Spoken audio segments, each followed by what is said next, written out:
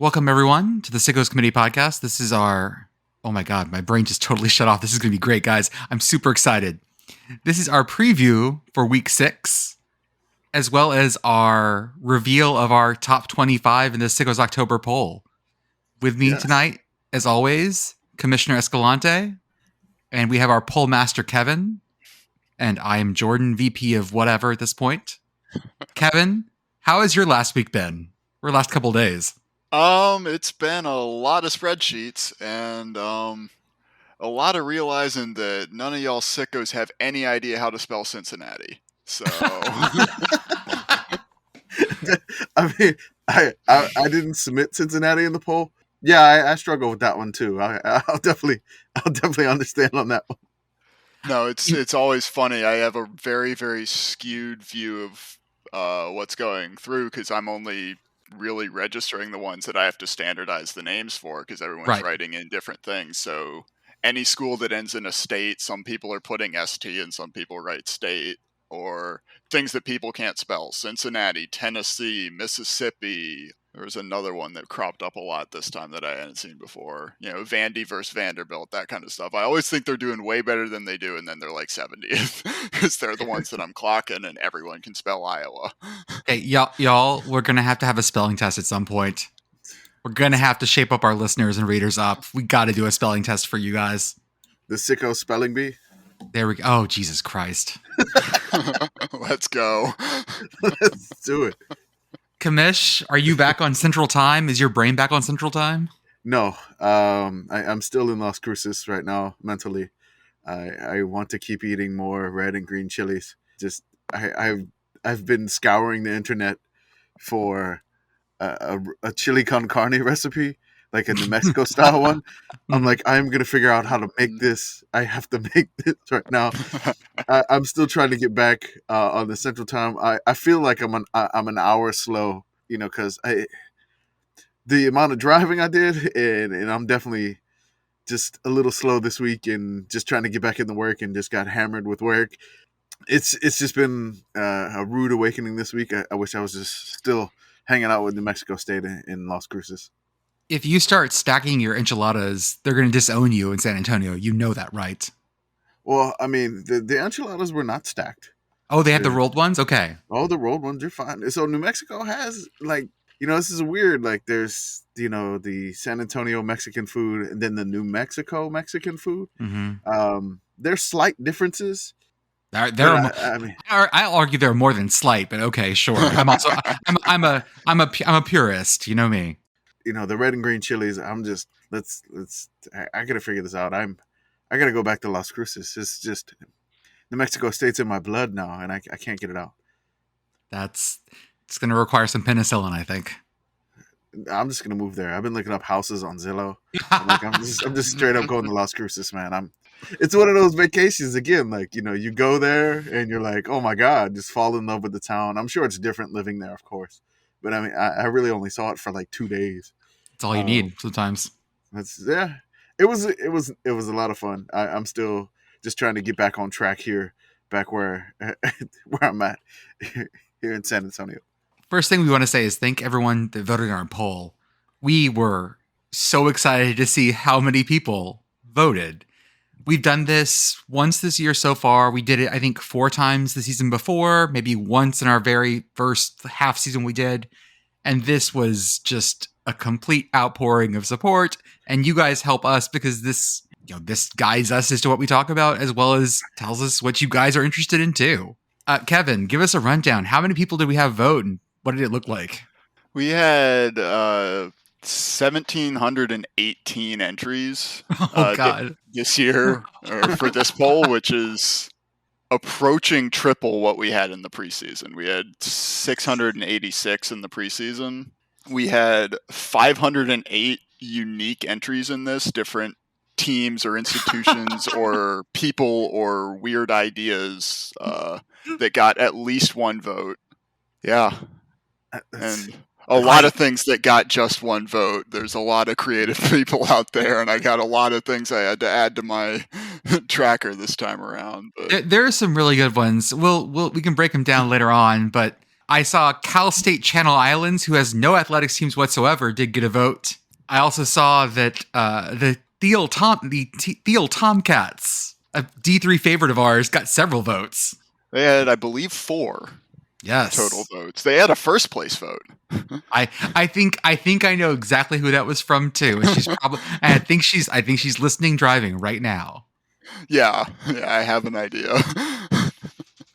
Shout out to Findlay, Ohio high school football for getting a vote. I do not think it was my friend Duncan. I don't think he listens, but Findlay, Ohio is not very big, so whoever said that probably knows him. So that's when you go through some of this and you see it, you're definitely like, oh, that's a person who knows a thing, and that's what he does.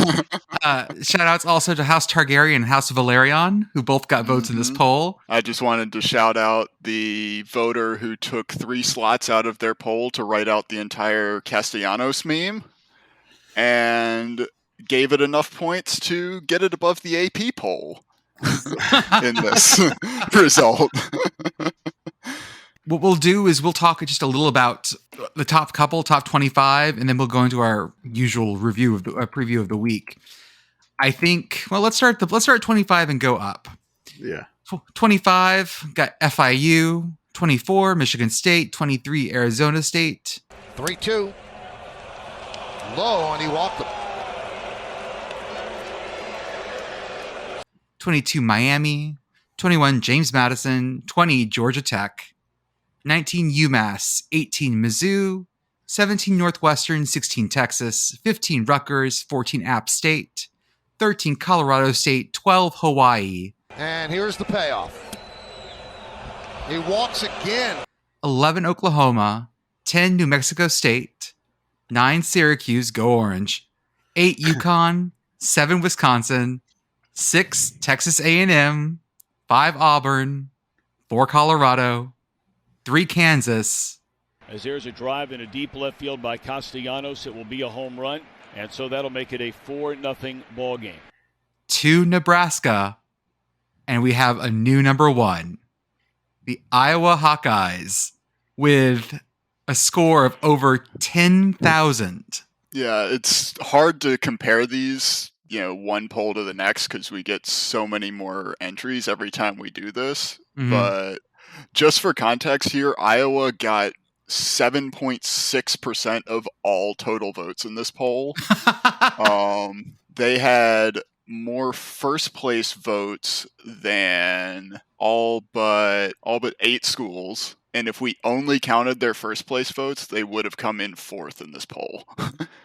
Or I guess 3rd, because it would have bumped Nebraska up. But yeah, they would have been 3rd ahead of Kansas if we only counted their first place votes. It's just sheer dominance, and we expected this, but it's really just wild to see it. So quick back of the envelope math here. Iowa got 29% of all first place votes in our poll. Wow. That's a dominant performance by the Hawkeyes. We love to see it. Nebraska, just like defense and special teams. Nebraska, we're sorry that your reign of dominance didn't hold, but maybe this portends to better things for y'all. Nebraska had a very well-rounded performance here, though. They showed up in higher numbers in just about every position in the poll than anyone else did. They did. Kansas had 60 more first-place votes and finished 1,500 points behind them. So they really just showed out in all of the different categories. Yeah. Some of our biggest changes from last poll, the Hawkeyes moved up 8 spots from 9th to 1st. Texas A&M was probably our biggest climber. They climbed from 25th all the way to 6th. Jimbo, that money they're paying you, absolutely worth it. This is the kind of progress we want to see for the Aggies. Right. Beautiful. Jimbo himself is in 103rd, by the way. Jimbo's directly behind Paul Christ and directly ahead of Brian Harsin. So, looking grim for you, Jimbo. Oh, Jimbo. Other big movers or other I was looking big movers. Arizona State managed to drop 10 spots from 13th to 23rd. I feel like they're just not having the year they wanted. And the other big drop was Rutgers. Rutgers started the season strong at 8th, but they've put together some good weeks and they've dropped all the way to 15th. Still in the top 25, though. Still in the top 25, absolutely. That's right. And of course, once we get the main poll up, we'll also post all of the receiving votes. That there's a tradition. I will make the font as small as possible so that when we get to number 1, it will literally just be you zooming in to make sure you can see all the tiny little votes you put in there. Wait, who was the highest? Who was the highest scoring coach? I see Brian Ferentz in 90th. That may be it. I don't see anyone above him. Because Frost is below him in 93rd. Yes, I believe it is Ferentz. Brian Ferentz, the offensive coordinator of Iowa. Did Kirk? Where did Kirk? Kirk is at 166. Kirk barely. I think you know who you need to hire now, Iowa. Lock him down.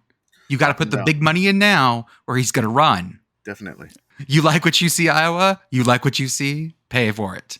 Pay the man. A few more shout outs here. Our highest scoring non-football team entry was Aaron Judge, coming in at 29th. So close, Aaron followed Judge. Closely by the entire Big Ten West at 32nd. That feels so incredibly correct. Who voted for candy corn here? I mean, got six points. There was one candy corn entry in there, and it was a longer explanation that I cut down to just candy corn. Somebody wrote a whole sentence in there, and that just seemed to be the gist of it. Candy corn, because candy corn is trash. It's a trash candy. Mental note reminder. We get too close to Halloween. We'll either do a Halloween candy draft on here, or we'll just scream at each other about Halloween candies. Because I have strong opinions about how trash candy corn is and how much I love circus peanuts. Wait. I'll back you up on the candy corn. You hate the candy corn, but you like the circus peanuts. I love those circus peanuts. Okay, well, I'm weird. I like both. So I'm more of a fan of like the little pumpkins, though. Like the little tiny, I know. I know little tiny like. They come in like the autumn mix, or sometimes you get them, but that's one thing. I don't mind candy corn at all. I mean, it's there. I'll have like a half. I can't eat too much of it because I mean, you do that, you're gonna get sick. But I mean, I can eat some candy corn. But I love those little pumpkins. I don't know what it is. And then I like the circus peanuts too. I'm a sicko for, I guess, weird candy. I blame my dad on this, but I never picked up his black licorice habit. I love black licorice. It's okay. He liked the black jelly beans too, and I'm like, oh no. Have you ever had the Finnish salt black licorice? Okay. I need to get you. I'll get you a bag of it, because in like Finland and Scandinavia, Iceland too, they love black licorice, but they love it with salt. So it's that black licorice hit, but like salty like the sea, and it is. Yeah, your body will have a very specific, immediate cleanse me of this reaction. It's great. Now, I assume, by the way, at number 205, I see Drake. I assume that's the college. That is my assumption. It is generally just in there as Drake. It may be a combination of both. It may be the artist and the college. So have we ever seen Drake wear a Drake jersey? Not that I'm aware of. Not that I'm aware of. No. Okay. The Sri Lankan cricket team made it in here. Yes, somebody did that. I believe having a rough year. Josh Pate, also from Pate State, apparently, it got some votes in here. We also had one voter who used their entire ballot to vote for Yale 10 times. There was only one other vote in the entire poll. Yale is trying to steal the election once again. Stuff in the ballot box. Fucking Yaleys, I'm telling you. Okay, let's head into our preview for our Week 6 action. We had some Wednesday night action tonight, a game that started incredibly slow, and as we're going right now, the score is 41-13. 41-13. Everyone who took the over is getting a little excited because it's almost there. I think the over was 60-something. 2 minutes left in the fourth, so you know we've been recording this. UCF was sort of locked with SMU for the first half, and then Gus woke up. Gus woke up and he was angry, and they just started smacking him down. SMU's got some issues. I don't know what it is about this particular Friday of football that was built just for us, but dear God, I don't think they could have We're going to preview all 4 Big Friday games because they're all amazing. Yeah. First off, Friday in Piscataway, the Big Red versus the Big Scarlet. Nebraska at Rutgers. This opened as a pick'em in Vegas. What is it now? Let's see. I think it's Rutgers -3, at least as of like 2 p.m. today was the last time I looked at it. Let me see if I can get a live line here. Yeah, Rutgers -3. Oh no! Oh no! Nebraska! You don't just come to Piscataway and get away with a win, Nebraska. Jesus Christ! Oh no! That's so bad, guys. That's so bad. This is now officially a Sickos ranked matchup. By the way, this is 15 Rutgers playing 2 Nebraska. Oh my God! Number 15 is favored too, so upset watch. That's how it works. That's absolutely how this poll works. I'm decreeing it so now.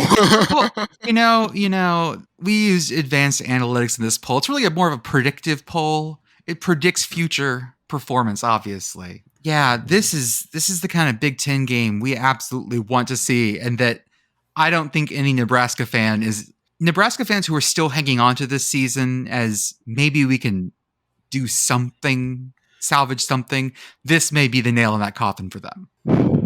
Yeah, I mean they're 2-3, so maybe they can sneak 6-6. But I don't know. This is gonna be if they can steal this one in Piscataway, their slim hopes are alive for a bowl game. That is such an cursed sentence and train of thought. Oh, let's see this. I want to look at their schedule. Here we go. Let's go. Nebraska. We're talking Nebraska here. Let's go. Imagine going back 20, 30 years and telling Nebraska fans this. Like, oh, I've come from the future. I have things to tell you. In 2022, you'll be a 3-point dog to Rutgers on a Friday night. And it's a conference game. It's a conference game. Well, their first response would probably be, who the fuck is Rutgers? Never heard of them. Ooh. So what are they? They're tied for first in the division right now. So they are, yes. Find those 6 wins for me, Commish. I ain't finding anything. I mean, I'm just gonna say the schedule. But I mean, at Rutgers, that gets them to 3-3. Then they're at Purdue. No. I don't know. At home against Illinois. No. Who wasn't ranked in the AP poll? They were 26th, and in our poll, they just missed at 26th. Also, Illinois. Very close. Home against Minnesota. No. At Michigan. No. Home against Wisconsin. Maybe. Who knows? And then at Iowa to finish the season. Okay. That's the 1 versus 2 matchup. That might be a 1-2 matchup. Holy hell. That might be. That's God. grim. That's so grim. Let's see. I mean, they're not mathematically eliminated at this point. In the Big Ten West, this is the Pirates fan in me talking. Like I will root for the Pirates until they're mathematically eliminated. They're only 36 games. Only 36 games behind. Just a couple things turn around. Get a streak going. Nebraska's not in that bad of shape. I'll just say that.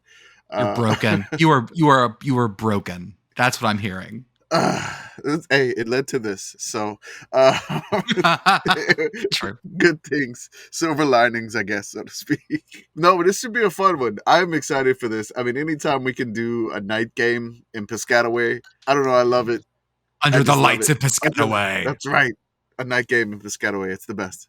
Bright lights, big city. No one has any to watch anything else. Mm-hmm. Yes. It's so grim. Also on Friday night, some action. We have I'm gonna do action every time. Okay. Houston at Memphis, 2 teams that are having a year. Memphis is 4-1. Are they really? They are. They don't feel like 4-1. No, that feels wrong. It does. Their only losses to Mississippi State. They beat Navy. Yeah, I'm looking at it. They beat Arkansas State. They beat North Texas, and they beat Temple. Why in my mind do I think that they're like sickly? They haven't looked very good against Arkansas State or North Texas. I'm just saying. Well, I mean, against Temple last week, they were down 3-0 at halftime to Temple. Oh, that's why I think they're sickly. That's right. I forgot that one. I think that's the only And one then of their games this year I've watched. So. And then, okay, maybe you don't need to watch Memphis anymore. Memphis fans are like, don't watch it, Kevin. Don't watch it. Houston has the most OTs this season. They've played in 3 overtime games already, and they were 1-2 in those games.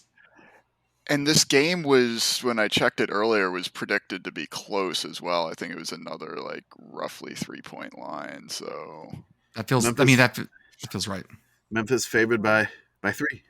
That's 3 is generally the home field advantage. So yeah, that feels about right. Like those are. So we go from our action, and we're gonna head out west, baby. We're going to the Mountain West on a Friday night. Oh yeah. Do you like watching something that might be called football? Do you want to watch 2 teams who are learning on the fly? Because we have Colorado State going to Nevada. Jesus, we talked last week, in the previous episode, about how the Mountain West was going through some things. And this is the epitome of the Mountain West going through some things. And this one has the extra spice for me personally. The Nevada coach last year, Jay Norvell, went to Colorado State, left Nevada. I don't know. I don't want to get yelled at, but nobody really cares, I don't think. If maybe some Nevada. Yeah, sure. Nevada fans, no one cares about these things, obviously. That's what the internet has taught me. That's right, sure. Nevada, and whichever you say. And he went, and so he left them essentially high and dry. There's been some drama this week saying that the coach told the players on the team that he left to like sit out the bowl game and go to the NFL draft. And so, like, some of the former players that transferred to Colorado State with him, and then former players that are still on the Nevada team, they're saying that it's not true. So I don't know if this is, like, just some more drama. Both of these teams are not great at all. Nope. Colorado State got blown out by an FCS team, 41-10. I mean, that's happened to another Mountain West team this year. So I don't know what to make of that, because the Big Sky is on fire this year. They are. I mean, maybe the Big Sky just bumps up to FBS. Who knows? I think Nevada should win this game, but it's not going to be pretty. And then we get our boy Petros on the call. So, I mean, yes. This is the Petros game. So Petros gets the call of this one.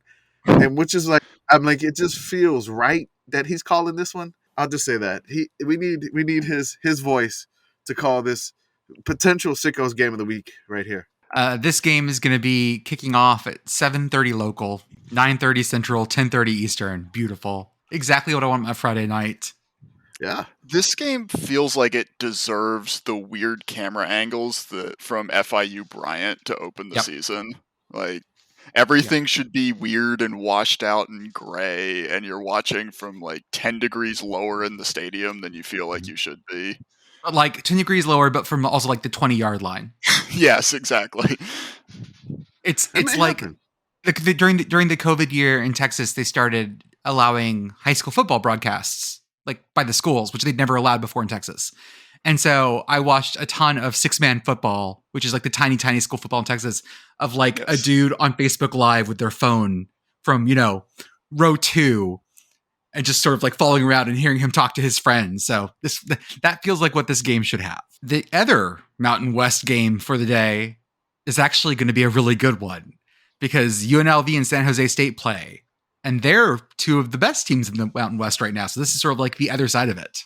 So are they in the West or in the Mountain? I don't ever know what the Mountain West's split is. Let me see. No, I don't know. I think they're both in the same side of the division, so this is kind of a big game, I guess. But they're 2 undefeated teams in the Mountain West. I mean, we talked last time. Not a lot of Mountain West teams have played a conference game yet. Yeah, they're both in the West. They're both in the West. They're not in the Mountain. Okay, they're not in the Mountain. So UNLV is 2-0 in conference. San Jose State is 1-0 in conference. So yeah, they're both undefeated, both on win streaks, both looking pretty good so far. This is at San Jose's half-built stadium with the construction trucks. Yeah. So may get some good wind, kicking up some dust. We'll see how that goes. I like this. I like that the Mountain West is embracing their Friday nightness of it all. We need late night Friday games, and if the Pac-12 doesn't want to oblige, I'm more than happy to let the Mountain West take this spot. This feels good. I like this. Big time. great. Yeah, I'm looking forward to this one. It's going to be fun.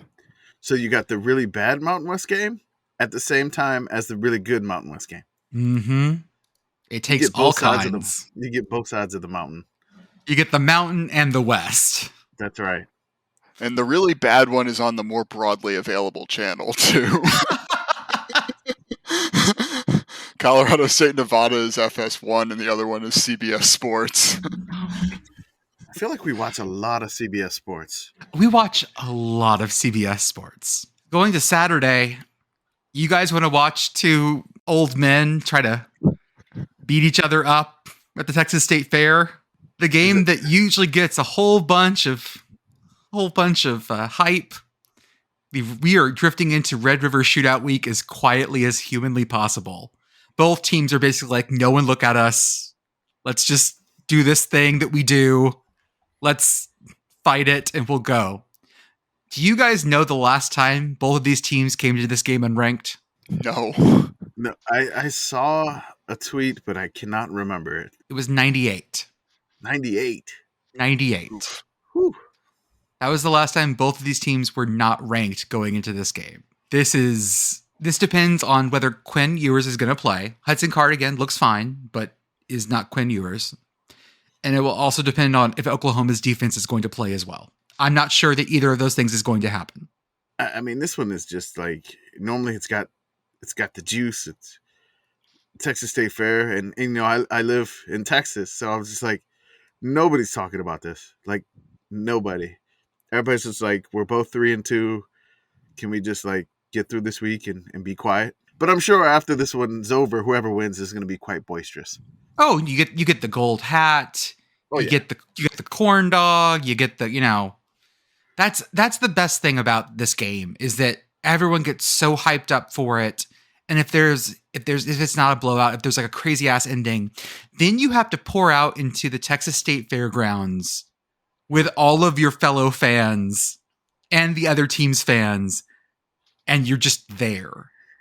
So there's a lot of emotion, a lot of fried food.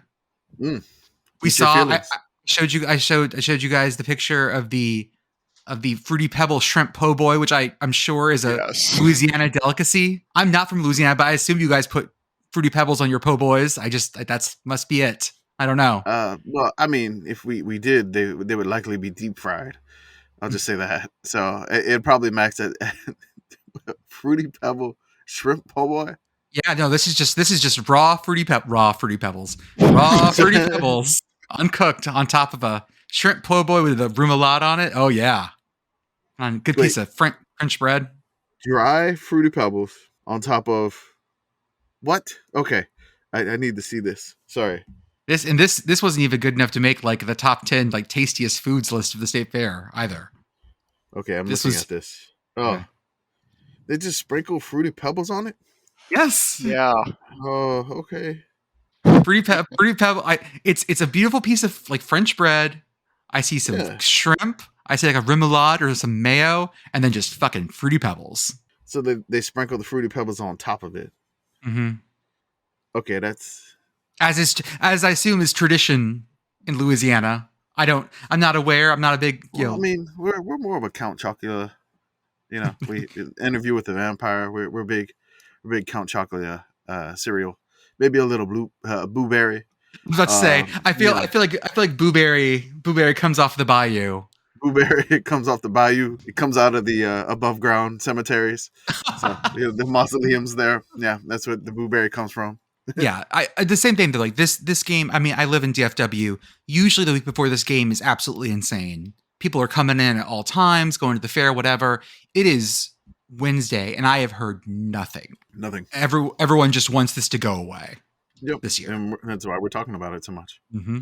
Along with Fruity Pebbles, shrimp po' boy. Yeah. Kevin's like, can we stop talking about this? No, I'm just thinking we had the famous Texas Fair a few years ago where Big Tex caught fire, and I'm trying to come up with what the equivalent for this year is, and I feel like it's just like he starts oozing mayonnaise from every pore or something like that. Oh yeah. Just hides his face in shame. just turns away. That's why they have. I believe he faces away from the Cotton Bowl, and that would make sense, so he doesn't have to see this. Big Tex has declined to attend this year. Just take him down for the one day. Be like, no, he just said he didn't want to be here for this. When he puts a blindfold on Big Tex. it just comes out there. Also, though, I will say that what is awesome, local brewery has funnel cake ale. It's not super sweet. It's just got a hint of like the cinnamon and a little bit of sugar. Serve it in a pint glass with a powdered sugar rim. It's real good. That I'm totally for. I have heard about that before, and I would be up to try it. If I would I'm try that ever one. in Texas for it. The Fruity Pebble Po' Boy, I don't know. No, I'm passing on that. Make sure to tell all your family about your family back home about how this is how Texas does the food of your people. I wonder if they just made a shrimp po' boy and somebody was trying to get breakfast for the kiddo Some or kids, something. yeah. And it was sitting at the same table, and so the po' boy was just out, and then he tripped and spilled some Fruity Pebbles on it. He's like, well, I guess I got to eat it now. I was like, hey, it's not bad. Just submits it to the Texas State Fair. I mean, there's a whole genre of people putting breakfast, sugary breakfast cereal in things that cereal doesn't belong in. So this is just part of that. These Fruity Pebbles are about to go bad. Better put them in the po' boy. Exactly right. Okay.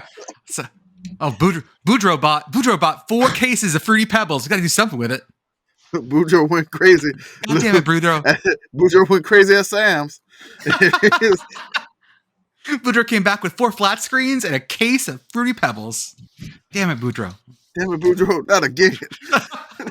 On the other side of the Big 12, we have college game day at Lawrence, TCU at Kansas. This should be an absolutely great game.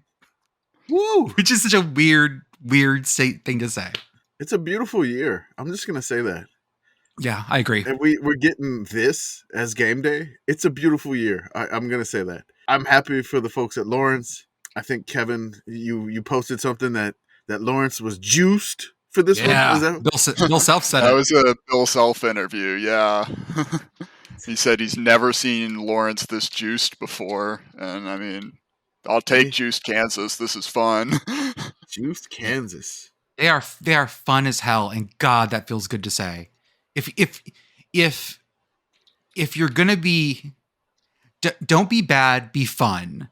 But also, if you're gonna be good, be fun too. Just be fun. That's like the first commandment. Have a good time. Yeah. TCU comes in off their big win over Oklahoma, where they just broke them, and Kansas comes in a little duct taped together. But I don't know who's gonna win this, and that's super exciting. I saw earlier this afternoon that Kansas has announced that this is their 3rd straight sellout. Holy shit. We are just short of a year. Last October 23rd of last year, if you remember, was the game where they were leading Oklahoma at the end of the 3rd quarter. Mm-hmm. And the Kansas athletic department tweeted out, gates are open, y'all come through, and just anyone in town was able to show up, and now they're selling the stadium out, and I love to see it. What a fucking year for Kansas football. That's Kansas in general. They won the men's basketball tournament too. That's right, they did. I will admit I spent so much time in during basketball season making those circles of sicko that I forgot that Kansas actually won the thing. Oh, I forgot they won it until it popped up on the Bill Self interview that I was listening to today. Heading down south, Georgia Southern at Georgia State. Biggest thing here, our Detmer darling, Kyle Vantrease, is going to be heading into this one. Southern should roll, but who knows? I don't know about rolling. Georgia State is that team that has just lost nothing but close games. And every game they lost, like they were in till the end, and they finally got the camel off their back by beating Army last week. So I don't necessarily gonna say Southern's gonna roll. It's in Atlanta, as you said yourself, Kyle Vantrease, the Detmer darling. So he's bound to throw some interceptions and some touchdowns and a lot of yards. So we don't know how it's gonna work out. So I wouldn't say anybody rolling here, but this should be a fun Georgia rivalry game here. For reference, Kyle Van Treese has thrown 10 touchdowns, 7 interceptions, and over 5 games, he has thrown for over 1,500 yards. That's the kind of performance we love to see. That's it. Throwing Slinging it everywhere. it. Doesn't care where it goes. He's just throwing it. Couple more ints, bump that int number up, and you will shoot to the top of our boards, my friend. Maybe it happens this week. Another cursed game in the South. In fact, the South's oldest cursed game. Auburn at Georgia. Sure. I'm like, okay. I'm like, I just don't really have anything to say here because, like, Auburn is just weird this year, but it's not Auburn weird. It's just like there's this malaise around Harsin, and then the football is just boring. There's no chaos Auburn. Like, this is normally a game where I was just like, put it in a random number generator, but also, like, we had Georgia Mizzou last week, and like, I don't have anything to say about Georgia either. I don't know what's gonna. I mean, it's at Georgia. They're back between the hedges. I feel like Georgia should win this one, but Auburn can do that classic Brian Harsin thing where they score all their points in the first half and then don't score any in the second half. So maybe Auburn's leading at halftime, and then they don't make any adjustments or whatever, or Georgia makes all of them, and then that's how we get a little sickos, or it's just. I mean, I feel like the kids for Auburn are playing hard, but I don't, it's not a good situation. So, I mean, it's sickos and like, dude, like, when are they going to pull the trigger here? And as we discussed on the last pod, it's like they don't have an athletic director. So, I mean, until they get an AD, I don't know what's going to happen at Auburn. And they're in just such like the most awkward, I would say maybe like a third wheel date situation. Where like Brian Harsin's and then the administration, they hate each other, but then the players are like the third wheel. They're like just trying to play hard to distract themselves, to not pay attention to what's going on between the coach and the administration. So they're just like, I'm just gonna play as hard as I can, and I'll do what coach says, and we'll get off to a first half lead, and then coach doesn't say anything at halftime, so we just keep doing it. But then they figure it out, and then we blow our halftime lead again. Parents are divorcing. I'm just going to put my head down and focus on my schoolwork. That's what it is. Exactly. Sometimes it's the couple that is just too lovey-dovey, or it's the couple that just fights, and you're in the backseat of the car, and you're like, can y'all like pull over, please? Let me out of here. Before we get on to the ACC part of our preview, once again, it's become a weekly feature here. I'm going to read off the ACC network schedule for you guys. Let's do it. So at 8 a.m. Eastern, you want to wake up early for it, you get NCAA football classics. You can rewatch the 2021 game between Boston College and Clemson. Oh, that low-scoring battle. Yeah, that was let's see here. That was I feel like that was like 22-19 or something. Yeah, that was a 19-13 win from Clemson. So okay, I knew there was a 19 involved. It was also a 4-1 Boston College playing a 3-2 Clemson. So yeah, watch that classic. Then Clemson was ranked. Boston College was not at the time. If that says anything about it. Then at noon Eastern, you get Louisville at Virginia. 3:30 Eastern, you get Virginia Tech at Pitt. Ooh. And at 8 p.m. Eastern, you get Florida State and North Carolina State. This is a better slate than ACC Network usually gets. So we'll give them credit for that. The night games got some juice there. I'll say that. That'll be interesting. The two before it's got a little sickos juice on it. It definitely has some sickos juice on it, like the juice you find at the bottom of your trash can. Yes. Virginia Tech and Pitt. Does this game have a trophy? No, I couldn't find one. The only trophy that I know Pitt has is that wheel with Cincinnati. There's like I can't remember what it's called. It's like it's something that looks like to a boat. Steamboat throttle, it's right? Like the steamboat. I can't remember what it's called. Oh, the Pit fans are gonna yell at us. We're not. We know too many people to not know this. Whatever, it's fine. I didn't call them Penn State this week, so it's fine. Pitt Cincy Trophy. It's the River City Rivalry The trophy. Rivalry. The River City rivalry. I don't know how you would say it in a Yinzer accent. It's the paddle wheel trophy. There we go. Paddle There we wheel go. trophy. All right, Pitt fans, please don't come after us. Please, sorry. So My it's dad's from Pittsburgh. I have to own up on that. does the Backyard Brawl not have a trophy? No, No, I tried to find that earlier as well. no trophy. It's just bad feelings. That's all you get from it. That's right. I think we need a 3-way traveling trophy here. We is the do. Solution. This absolutely needs a commander in chief, like giant 3-faced thing. I don't know. It's like a pepperoni roll with fries in it and in a lunchbox. There we go. Done. all three cultures represented in one thing. Fixed. Done. Print it. In a lunch pail. Yeah. I'm gonna suggest Appalachian Armageddon for this game. That may be a little too much for Virginia Tech and Pitt this year, especially. That's but a little too hype for this year, but this is definitely a triangle of hate that we need to encourage.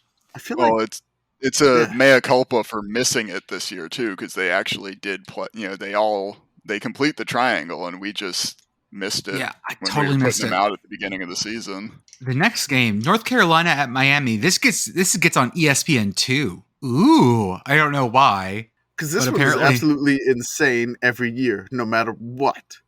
Oh, by the way, at the same time, on the ACC Regional Network and ESPN Extra and ESPN3, there's another ACC game that's going on that's even off the back end of that, and that's Duke at Georgia Tech. Oh, again, this is like ACC Sickos week. Like, it's the most Sickos matchup that you can, like, ACC wise, you can put together. It's just like the worst. Oh God, it's so good. It is so good. Like, this is totally ACC Sickos week. I mean, for real. Like, I think we're gonna have almost every ACC game this week ranked. Duke is 4-1, and we were having, going into the Kansas game, legitimate conversations about whether they were good or not. They're favored by 3.5 against this Georgia Tech team. Wait, seriously? Yes. Oh, hey, again, not a betting podcast. This is not betting advice. Fucking hammer that. That is Duke is going I to win don't by more than understand. 3 in Atlanta. Promise. Promise that. Is this a neutral site? Isn't this? It is. This is at Georgia Tech. Is that Georgia Tech? Bobby Dodd, Right. Okay. I believe. I saw something earlier about a game being in the Benz, but no, it says Bobby Dodd on ESPN. Yeah, it's Bobby so Dodd. I'll believe that. God. Oh. North Carolina, Miami is always insane because I'm just going to say that for some odd reason, it goes haywire. Like, one team gets up big, and then there's a mad scramble at the end by the other team to come back and win the game. And sometimes they do, and sometimes it ends in spectacularly horrible fashion for the team trying to come back. So it's always one of those weird ones. It's fun to watch. I mean, it's a great uniform matchup too. Like the light blue and the Hurricanes colors. Yeah, that's true. They go well together, and it's always a weird, wild one. And then Mac Brown and Mario Cristobal. Can't wait for the handshake, I guess. It'd be so aggressive. Oh, I was just going to. UNC is well set up for weird and wild comebacks on either end this year too, because like many teams, they only play one side of the ball this year. So these two teams have played 13 times in their history. What do you think the record is? Sorry, 23 times in their history. What do you think the record is? So they I played looked this 23 up times. for Hit They played Virginia 23 Tech times. earlier, but I didn't look this They one. played up. 23 times. They've not been in a conference together that long. No, since 2004, but they played a couple times before that too. So 23 times. I'll say like maybe, let's say Miami 14, North Carolina 9. Those were the exact numbers I had in my head. Okay. So let's We're go. probably with that. North Carolina 12, Miami 11. Okay. Okay. North Carolina has the series. Miami, this is your chance That feels so wrong. to bring the U back, Miami. First, you must conquer North Carolina. Gotta conquer North Carolina first. Gotta get Bring the even. back. Gotta make it even. Yeah, I mean I know it's always weird. It's always close. It's just so. Oh, it's great to watch though. Yeah, this is a fun game. Also, in the ACC's week of sickos, Louisville at Virginia. We have Scott Satterfield trying to get fired. We have Virginia being their least fun version in like a decade. This is just gonna be gross. And is this is the first one on the ACC network? Yeah, this is a nooner, I believe. Yeah, this is your lunchtime. This is your lunchtime. So like Louisville at lunch last week was the fun one with Boston College. So I wonder if they'll repeat this one at Virginia. I don't know if Virginia has the offensive firepower. It seems like but their quarterback's a Detmer leader. So Brennan Armstrong, Yep. yeah, he's in the top of the Detmer. So this should be fun too. I'm definitely going to keep an eye out for this. Like the early morning ACC network game, it seems to be a sickos jackpot so far. So this one should be quite interesting. So from there we go to the Big Ten, Wisconsin and Northwestern. This game's gonna happen. It's in Evanston. All right, Ryan Field. So Ryan Field. This game is at 2:30 Central, so don't have to bring the portable lights out, which is good. Nope. Save some power. Yeah, save the power. I assume everyone's going to have about 10 yards of rushing in this game. Wisconsin will win because they haven't played Nebraska yet, but Yeah, that's true. That Nebraska curse meme that's been going around, I'm fully bought in on. Northwestern still has not won a game in America this year. Nope. No. So they're again, Pat Fitzgerald has only won a game that involved the trophy, the crystal helmet. I don't think Northwestern and Wisconsin has a trophy. I don't think so. Does it? They're see. relatively close to each other. Yeah, the states touch. I think I found out basically Northwestern only really has like 2 trophies total. So they have the one with Illinois, and then they have the one with. They have one with Michigan. Right, and then they have a lost shillelagh with Notre Dame. Yes. So But besides they don't play that, Notre Dame this year. So all of a sudden, okay. So what do Northwestern and Wisconsin have in common? Heavy drinking? Is this for the bottle of brandy? Is this for we got to give Northwestern more trophies? Is what we have to do. I don't know. Like it's the we can call this one the Wild Badger. The Wild Badger. The Badger Cat. Wild Badger does sound like a type of like a brand of liquor that you buy when you've hit rock bottom. It sounds like a 40. It sounds like a fucking 40 of malt liquor. Oh, what do you have in that? Oh, I got some Wild Badger. Oh shit. He's gone off that Wild Badger again. That shit'll turn your mouth blue, man. Fucking Wild Badger. God. It's a different colored liquor. Yeah. All right, I can see that. The Golden 40. There we go. Congratulations, Wisconsin Northwestern. You got like the Golden 40. I don't think. I think Wild Badger would have to be some really, really cheap brandy. Yeah, that does sound like. Yeah. Oh, I'll have a brandy old fashioned. You want the good stuff? No, I'll take the well brandy. What is it? It's Wild Badger. That's right. It's definitely not a 40. It's brandy. They love brandy in Wisconsin, so I'll just go with that. Did we just invent a new liquor? I think we did. We just invented a new liquor that people are going to find out later on after it's been on the market for a couple of years that it blinds people. That's what Wild Badger does. It makes you fight and get blind. It'll claw your eyes out. Claw your eyes out. Wild Badger. We have a commercial already. Marketing slogans. Let's go. That's right. Done. Get a fifth of it at your local gas station. Also happening in Miami, or we'll say happening in Rio, Miami, is UConn at FIU. Yes. This is a ranked matchup for the Sickos Committee. This is going to be 8th ranked UConn and I believe 25th ranked FIU. Yes. This game should absolutely be filmed from the 20-yard line with a camera that was good in 2007, the last standard definition camera that ESPN had. FIU has got special graphics on the field for this game. They've changed their center logo, and then their end zones are updated for this game. So this is serious. Honestly, the Twitter account got asked a few times, like, "Hey, are you going to this one too?" Because you went to FIU in New Mexico State last week, and I'm like, if only I could do that. Believe me, I'm not going to this one too, but I'd love to. Has FIU started announcing attendance this year? I don't think I've seen a number. because last year they didn't announce any attendance. Nope. So The games I've seen have been pretty sparse. So no, but they didn't announce official attendance last year. So every game was just simply 0. And so Wikipedia has it down as every game was no one saw it. It looks like a COVID year. Okay, hold up. Nope, they are now announcing attendance this year either, it looks like. So according to Wikipedia and officially FIU, no one watched FIU win against Bryant that week 1 overtime game. Well, we did. We weren't there though. We weren't there. I think UConn's going to extend their win streak to 2. I'm gonna be bold about this. I think this is UConn to 2. Whoever wins this game will have a 2-game FBS win streak between FIU and UConn. That's not bad. I feel like UConn can do it, but they're away from the rent. So let's see if UConn can get it done on the road. FIU their quarterback was on fire in the first half at the game last week. He threw 3 touchdown passes. Didn't do much in the second half, which nobody did in that game for some reason. No one did, yeah. I don't know what happened. The second half, just everybody's, it was a weird one there.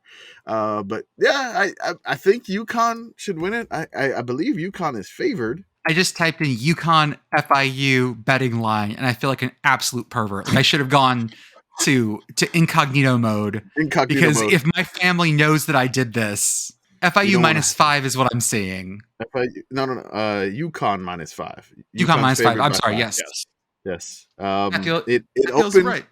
It opened UConn -4, and it's climbed to UConn -5. Ooh. So they're on the war daddies of UConn and the Husky Revolution.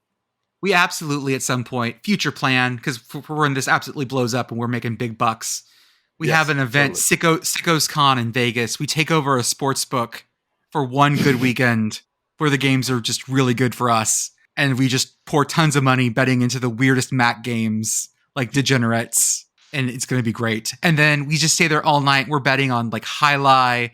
We're betting on, Indian cricket. We're bet whatever. We do 24 hours of just betting whatever's on the board. Speaking of Vegas, are you guys ready for hot Vegas nights? Except it's at 4:30 p.m. local, so it's just toasty Vegas afternoons. Well, by the time they get out, it'll be night, right? Yeah. Okay. BYU and Notre Dame. I don't understand why this is in Vegas. I don't know why it's in Vegas either. I don't know. I don't know why they're playing in Vegas. They're playing in the Raiders Stadium. I think it's called Allegiant Field or Stadium or something. It's the Giant Roomba. Yeah, the Giant Roomba. That's right. They're playing in the Giant Roomba in Vegas. That's UNLV's home field. That's what we all know it as right now. That's right. Best team in Vegas, baby. That's right. The best team in Vegas is UNLV. That's right. Yeah, I don't know. It's just weird that they're playing in Vegas. It doesn't make any sense. I know like Notre Dame has played like weird neutral site games. Like they played Navy in San Antonio in the Alamo Dome. Right. I've done that. I've seen that before, but I don't know why Notre Dame would agree to go to Vegas to play BYU. Are they longing for the days of the Vegas Bowl? Or I don't know. I think that BYU fans will have a worse time in Vegas because at least Catholics drink. So I feel like the BYU fans are the worst time. I feel comfortable saying there will be more BYU fans than Notre Dame fans there, though, because having been to BYU at Notre Dame, there were almost more BYU fans than Notre Dame fans. So they travel really, really well, and Notre Dame does not. So what do you do in Vegas if you can't drink, don't want to gamble, don't want to, like, what do you do? I mean, I went to Vegas when I was like a kid, and they had like a sub basement below the casino where it was like one of those like carnival styles for like the kid. You would play all like it's kind of like a Dave and Buster's underneath the casino. Okay, yeah. You'd win like stuffed animals and stuff like that. I think my dad got mad at me for winning too many stuffed animals and whatnot because I couldn't fit in a suitcase or whatever. But there we go. I was good. I'm sorry, Dad. But Yeah, I don't know. I think in the BYU show fans notes are gonna. you had Circus. Is that even still a thing? No, Circus is gone. Is it gone? Okay, Yeah, Circus I had no is clue. It tells you how long long gone. since I've been to Vegas. Okay. No, I actually went to Circus like that many years ago. We stayed in the Excalibur Hotel where Ooh, they had yeah. the Renaissance. It was like the medieval time show. They're fake medieval Yeah, times. Yeah. yeah. So it's basically they had the medieval time show there inside the hotel. All I remember is about the Hotel Excalibur. It was like 94 floors or something like that, hmm and we stayed on the first floor. So I was like, you have so many floors, but we're on the first floor. I'm like, okay, that beautiful parking lot view. that's right. It was great. Back in the Big Ten, Iowa at Illinois. I think Bert's got him going. I think that Illinois wins this, and Bielema gets Illinois ranked. And right now, they're the team with the longest unranked streak too. So Kansas just had theirs. Kansas the longest. They just had theirs snapped. Then it's Illinois. Illinois might have their snapped the exact next week. I'm actually not sure who's up then, but I think this is Illinois'. I don't think there's going to be a lot of scoring in this game at all. No, Iowa's defense is great. Illinois' defense is great also. I really don't see many points in this game at all. I'm really curious to see the over-under on this one. I know it's not like the comedic 33 some odd points that we had previously, but I really want to see 36.5. Okay, so it's slightly higher than that. I don't see over in this situation at all. But Illinois has that offense that'll like just grind on you and like they just wear you down. Yeah, Brett Bielema, grind on me, baby. Oh yeah, grind on me, Brett. Okay, I didn't need that, but I love when Illinois grinds on me. Yeah. Oh no, I'm thinking of that horrible Pretty Ricky song. Oh my God. Brett Bielema singing "Grind with Me," love it. But no, oh god, I did not need that image in my head. But thank you for that. No, just yep, you lost it. That's why I'm going to jump in right now. So I'm looking at Parker's. I'm looking at Parker. I'm looking at Parker's stat sheet for this game because I was interested. So clearly, the worst unit on the field for this entire game is Iowa's offense. Like that's clearly the worst part of this game. Yes.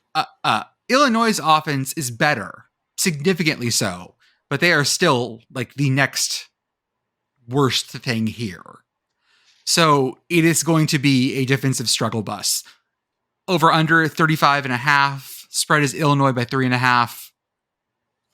I think this thing hits the under, and I think Illinois wins it by more than 3.5. But this feels like a field goal fest. I feel like this is like got 17-10 written all over it. Yep, that feels. It's what it feels. Or maybe it gets wild. Maybe 20-13. I don't know. Can they grind out 20 points? Get like a 16-9 or something. It's gonna be one of those weird, like, just it's gonna be Big Ten West football, baby. Also, SMU was up tonight. Was up 13-10 at the half, and they lost 41-19. Did you see that I'm gonna have to give Rhett Lashley Clock Commander of the Week here on this one. And that's for last week because it was 41-13. There was 3 seconds left in the game, and he ran the ball on the goal line. And then there was 1 second left. He called a timeout. Jesus. And then he punched it in with the last second to make it 41-19. So since technically that's a game for last week, Rhett Lashley, you've won Clock Commander of the Week just for that move. Just to score that meaningless touchdown, which I don't think would have hit the over because the over was like 65. So, yeah, it is still short of the over by 5, but he wanted to send a message to them that we're only going to lose by 22 to you guys. Next game up, Kansas State at Iowa State. This one has a name. This is Farmageddon. Yes. And I was looking up whether this had a trophy or not. Apparently someone tried to make a trophy out of this. Some dude made an 80-pound trophy from a 16-inch plow he found. But he painted it, wrote Farmageddon on it, but it did not catch on. Because it was 80 pounds, man. The best trophies are big trophies. Commander-in-Chief trophies heavy as hell. But 80 pounds? Wait, I'm going to look It's that painted up. all kinds of wacky colors for by the way, the schools. It's Commander-in-Chief trophy, 170 pounds. Wait, 170 pounds? Do they lift it up with their head? Yes, they do. What? 170 pounds. It's 2.5 feet tall. Okay, so we have evidence that big trophies work. So now we need bigger, stupider trophies, heavier trophies. Hey, Pitt, West Virginia, I got your trophy now. It is just a bucket of lead shot. It is a dense tungsten bar. Congratulations. It's just the heaviest thing we can find. Okay, that's a really heavy trophy. Like, how much does the Stanley Cup weigh? Let's see. It's 34 pounds. Okay. So Stanley Cup is 34 pounds. Weighs nothing. Commander-in-Chief trophy, 170. We know people that weigh less than the Commander-in-Chief trophy. Yes, that's true. I am not one of those people. Well, I don't want to doubt the troops that they couldn't lift that as a team. So I'm about to say, I figured. I apologize for that. It's why it's for teamwork. You one man cannot lift the Commander-in-Chief trophy alone. You have to have someone with you. It's about teamwork. I just had to check, and Floyd of Rosedale is 98 pounds. So, like, wait, what? Some beefy trophies in the Big Ten West. Okay. I am like shocked by how much these things weigh. Western Kentucky needs to make a trophy with someone that's just a solid bronze cast of Big Red.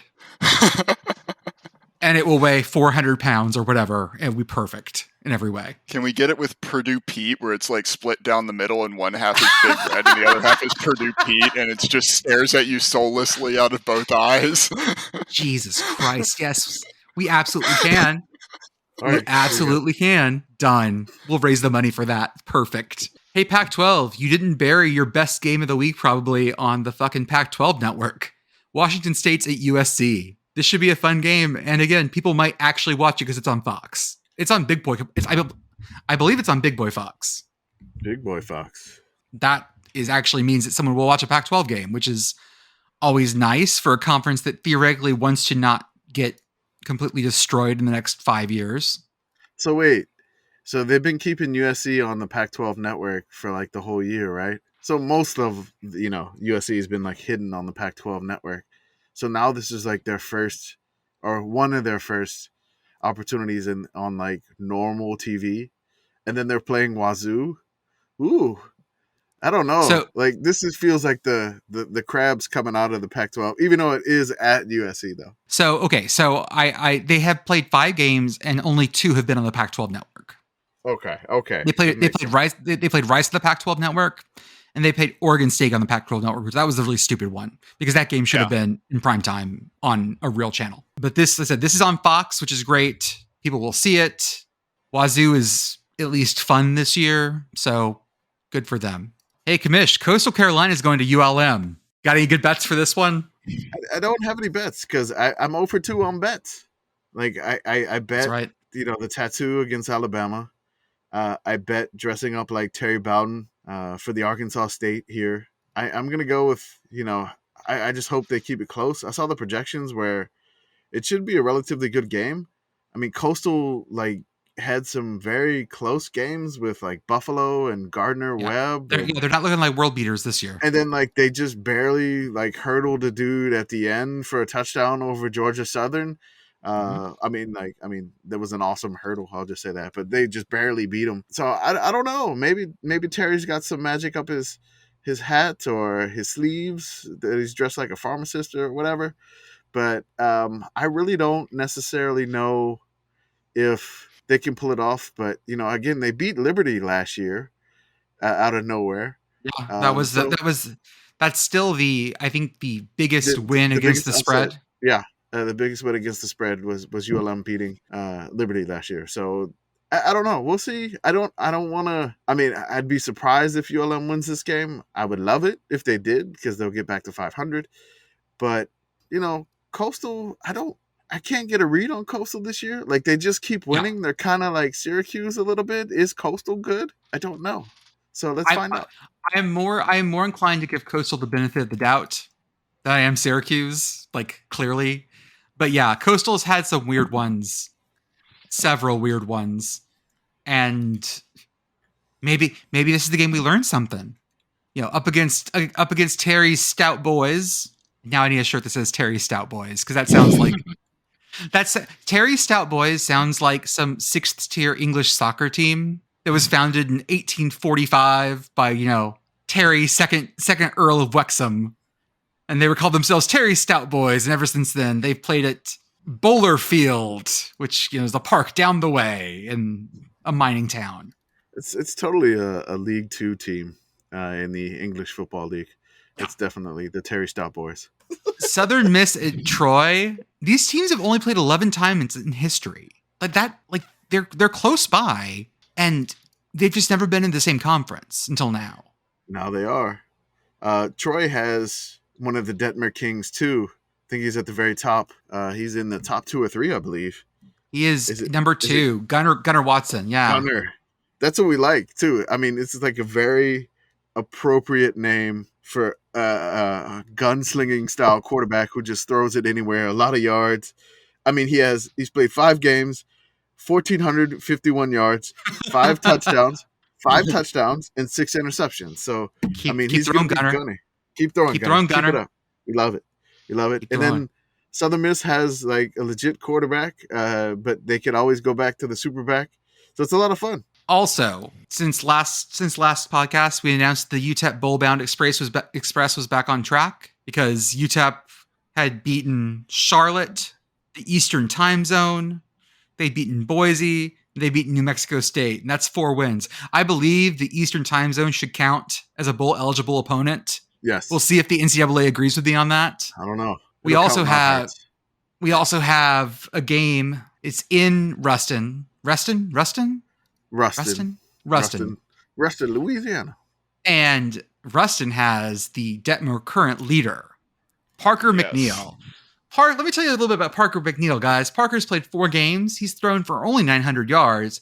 However, he has gotten 8 TDs and 7 ints in that for a Detmer of 4.22. We love to see it. Man, he doesn't throw for many yards, but oh my God, does he?